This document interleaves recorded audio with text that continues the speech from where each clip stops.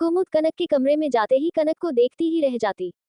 कनक गणगौर पूजा के लिए पूरी नई नवेली दुल्हन की तरह दिखाई देती है।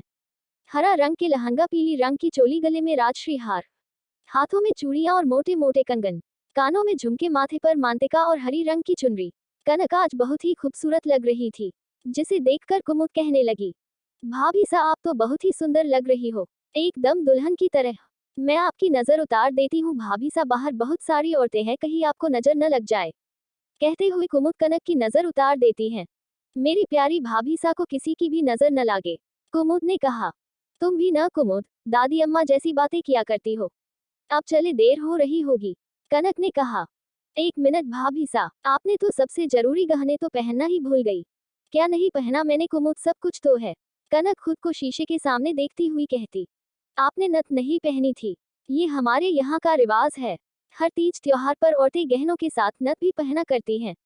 कुमुद वह नथ कनक को पहना देती हैं। कनक कुमुद के साथ नीचे आती हैं, जहाँ सारी औरतें कनक को ही देख रही थी। अरे वाह, बिंदनी सा तो घनी चोखो लागे है, उनमें से एक औरत कनक की तारीफ करते हुए कहती है। कुमुद कनक को माधवी के पास ले जाती है, जहाँ माधवी उसे नेक के कंगन देती है। बिंदनी सा, ये हमारे हवेली का रिवाज है, नई बिंदनी सा को गणगौर पूजा में नेक दिया जाता है। माधवी कनक को सोने के जड़ाव कंगन देती हैं, जो दिखने में बहुत ही भारी सुंदर और रहता है। अब हवेली की सारी औरतें के साथ कनक को गणगौर पूजा की मूर्ति बनानी होती है। बिंदनी सा, आपको इस मिट्टी में से अपने गणगौर की मूर्ति बनानी होगी, फिर उसका साज श्रृंगार किया जावेगी। एक औरत कनक से कहती है, पर मुझे तो मिट्टी की मूर्ति बनानी नहीं आती, मैं बनाऊंगी कैसे। कनक कुछ सोचती हुई उन औरतों से कहती है, अरे बिंदनी सा, आपको अपने बिंद की छवि याद करके मूर्ति बनानी है, फिर देखना मूर्ति खुद ही आपके बिंद के आकार की बन जावेगी। वो औरत कनक से कहने लगी, चलो चलो बहनों, रस्में शुरू करते हैं। एक औरत सभी औरतों को रस्में शुरू करने को कहती है। यहाँ कनक भी अपने तय जगह पर बैठ जाती, लेकिन जैसा उस औरत ने बताया था, अपने बिंद का चेहरा याद करते हुए मूर्ति बनवानी है। लेकिन कनक तो ओम शंकर का चेहरा कभी ध्यान से देखा ही नहीं था। तभी उसके सामने बैठी कुमुद उससे कहती है, भाभी सा आप चिंता मत करो, आप मेरी मूर्ति देखकर बना लेना, जैसे जैसे मैं बनाती जाऊंगी आप भी वैसे करती जाना। कहते हुए कुमुद कनक को बताने लगी। कनक भी उसके देख रेख में अपनी मूर्ति बनानी शुरू कर दी। तभी एक औरत हवेली की सभी औरतों को कहती है, अरे बिंदनियों, कोई नाच गाना तो शुरू करो। उस औरत के कहते ही दो तीन औरतें नाचने के लिए अपने ठुमके लगाती है। नाचती हुई औरतें के साथ कुमुद भी नाचने लगती हैं और कनक को भी अपने साथ शामिल कर लेती। सभी अपने अपने बिंद को याद करते हुए गाने की धुन में नाचने लगते हैं। तभी ओम शंकर आ जाता है और कनक को भी उन औरतों के साथ नाच करते हुए देखता है। ओम शंकर आज पहली बार कनक को इतने साजो श्रृंगार में देख रहा था। उसकी आंखें ही कनक पर ठिठक जाती हैं। तभी कुछ औरतें ओम शंकर को भी शामिल कर लेती हैं नाच में। अरे नहीं नहीं बाईसा, ओम शंकर को जबरदस्ती वो औरतें कनक के साथ खड़े कर देते हैं और सभी लोग उन दोनों को घेरते हुए नाचने लगते हैं। कनक और ओम शंकर एक दूसरे से नजरें चुराने लगते हैं। ओम शंकर तो उन सब के सामने कनक को देख भी नहीं पा रहा था, इसलिए वह भीड़ से निकलता हुआ दीवार के पास छुप जाता है और चोरी छिपे कनक को देखता रहा। तभी माधवी उन सब से कहती है, बाई साहब रस्में आगे बढ़ाओ, हमें मंदिर भी जाना होगा। माधवी के कहते ही सभी औरतें अपनी अपनी मूर्तियां सजाने लगती हैं। कनक भी अपनी मूर्तियां सजा चुकी थी। बिंदनियों, अब हम मंदिर चलते हैं, वहां हमें पूजा भी करनी होगी। कहते हुए वो सारी औरतें अपनी अपनी मूर्तियां लेकर मंदिर की ओर जाती हैं। कनक और कुमुद भी अपनी मूर्तियां ले उन औरतों के साथ जाती हैं। मंदिर पहुंचते ही कनक अपनी बेस्ट फ्रेंड धानी से मुलाकात हो जाती है। कनक कैसी है तू? धानी कनक को देखते ही उसके गले लग जाती है। धानी, कितने दिनों बाद तुझसे मिल रही हूँ। कनक की आंखों में आंसू आ जाते हैं। पर यहाँ कोई कनक की खुशियों पर फिर से नजर लगाया बैठा था। जी सरदार, वो लड़की यही है, हरी चुनरी वाली। कनक अपनी बेस्ट फ्रेंड धानी को मंदिर में देखती है। इतने दिनों के बाद दो सहेलियां आपस में मिलते ही खुशी से रो पड़ती है। धानी कनक को रोते हुए देख कहने लगती है, कनक तू कब से सेंटी हो गई यार, इतने मोटे मोटे आंसू बहा रही है। तुझे क्या खुशी नहीं हुई मुझे देखकर? नहीं धानी, मैं बता नहीं सकती आज तुझसे मिलकर कितनी खुशी हुई है, और बहुत दिनों के बाद मैं किसी अपने से मिल रही हूँ।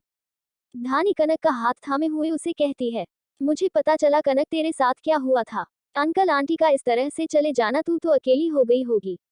पर अब तो तेरी शादी हो चुकी है, वो भी ओम शंकर से। हाँ, जिसने मेरे माँ पापा को मुझसे छीना, मुझे अनाथ कर दिया, मेरे साथ जबरदस्ती शादी की। आज उसी के लिए मैंने व्रत रखा है। तुझे भी अजीब लगा न सुनकर धानी। धानी हैरान होकर कनक का चेहरा देखने लगी। ये तू क्या कह रही है कनक? ओम शंकर ने तुझसे जबरदस्ती शादी की और तेरे माँ पापा को मार डाला। हाँ ये सच है धानी, उसने ही मेरी जिंदगी बर्बाद कर दी है और आज मैं उसके ही लंबी जिंदगी के लिए व्रत रख रही हूँ। कनक ने कसे हुए भाव में कहा। तुझे कोई गलतफहमी हुई होगी कनक। ओम शंकर ऐसा नहीं कर सकता, वो किसी की जान नहीं ले सकता कनक। और रही बात तेरे जबरदस्ती शादी की, मैंने तो और ही सुना है गांव वालों से। धानी ये तू तो कह रही है, जबकि मैंने अपनी आंखों से देखा है उसे मेरे माँ पापा पर वार करते हुए। मेरी आंखों के सामने थे और मैं कुछ भी नहीं कर सकी। कहते हुए कनक रो पड़ती है। कनक मैं जानती हूँ तेरे पर क्या बीत रही है, लेकिन तूने जो कुछ भी कहा मुझे विश्वास ही नहीं हो रहा है। हो सकता है आंखों देखी गई भूल होगी। कभी कभी हमारी आंखें भी झूठी और अधूरी सच्चाई दिखाती है, जिसे हमें मन की आंखों से देखना पड़ता है। धानी की बात पर कनक सोच में पड़ जाती है। तो क्या मुझे वाकई में गलतफहमी हुई है? तू ही एक बार सोच कनक, अगर ओम शंकर ने तेरे माँ पापा को वाकई में मारा होता तो क्या वह तुझे अपनाता? भले ही तुझसे जबरदस्ती शादी की हो उसने, लेकिन उसने तुझे छोड़ा तो नहीं। तुझे अपने घर पर रखा, पत्नी का दर्जा दिया, क्या वही इंसान तेरे साथ गलत कर सकता है? मुझे कुछ नहीं पता धानी। मुझे सिर्फ इतना पता है कि उसने मेरे माता पिता को मारा है और मुझसे जबरदस्ती शादी की है। कनक तू सच्चाई को मानना ही नहीं चाहती। वो दोनों बात ही कर रहे होते हैं कि कुमुद आ जाती है। भाभी सा हो गई आपकी बात आपकी सहेली से। वो माँ सा पूजा के लिए बुला रही है। धानी तू भी चल हमारी साथ पूजा के लिए। कनक धानी से कहती है। हाँ बाई सा आप भी चलो हमारे साथ।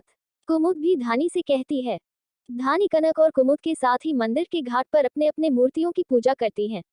कनक पानी में अपने जलाए गए दिए को रखती है, तभी ओम शंकर का चेहरा पानी में कनक को दिखाई देता है। कनक सोचने लग जाती है, क्या धानी ने जो कुछ कहा वो सच में तो नहीं? भाभी सा चले। कनक सोच ही रही थी कि कुमुद उससे कहने लगी।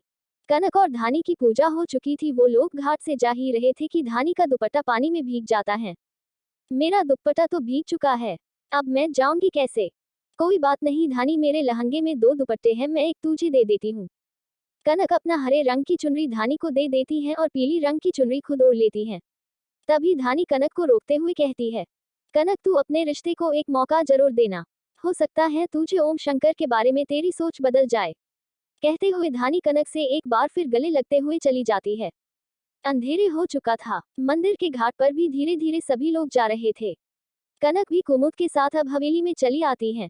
हवेली जाते ही कनक अपने कमरे में चली जाती है। धानी की कही गई बात अब भी कनक के दिमाग में घूम रही थी। कहीं मुझे वाकई में ओम शंकर को लेकर गलतफहमी हुई है? क्या मैंने जो कुछ भी देखा मेरी आंखों देखी भूल थी? अगर ये सच्चाई नहीं है तो फिर क्या है सच्चाई? किसने मारा मेरे माँ पापा को? तभी कनक के कमरे के दरवाजे पर कोई जोर जोर से दस्तक देता है।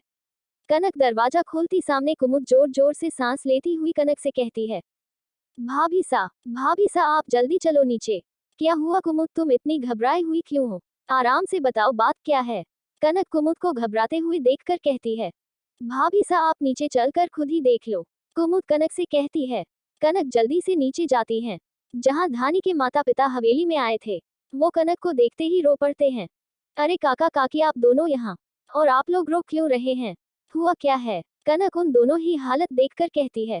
कनक बिटिया, हमारी धानी बिटिया, क्या हुआ धानी को, वो ठीक तो है ना?